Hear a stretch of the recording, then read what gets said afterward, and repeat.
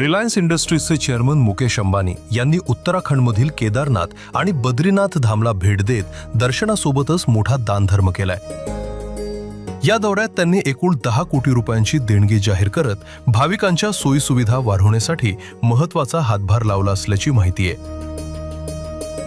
अंबानी यांनी सर्वप्रथम केदारनाथ मंदिरात जाऊन भगवान शिवशंकरांच्या ज्योतिर्लिंगाचा जलाभिषेक करून विशेष पूजा केली। त्यानंतर त्यांनी बद्रीनाथ धामला ही भेट देत दर्शन घेतले। हेलिकॉप्टरद्वारे पोहोचलेल्या अंबानी यांनी काही तासातच दोन्ही धामांचं दर्शन पूर्ण केले। या धार्मिक दौऱ्यात अंबानी यांनी बद्रीनाथ केदारनाथ मंदिर समितीकडे 10 कोटी रुपयांचं धनादेश सुपूर्द केले। यामध्ये केदारनाथ धामासाठी 5 कोटी रुपये आणि बद्रीनाथ धामासाठी 5 कोटी रुपयांची देणगी देण्यात आली आहे। मंदिर समितीच्या अधिकाऱ्यांनी दिलेल्या माहितीनुसार ही रक्कम चारधाम यात्रेसाठी येणाऱ्या भाविकांच्या सोयीसुविधा आणि व्यवस्थापन सुधारण्यासाठी वापरण्यात येणार आहे।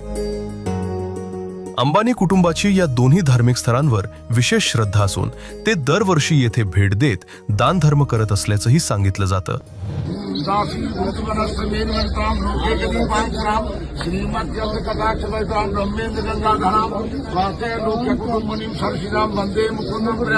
वंदे पद्मकरा प्रसन्न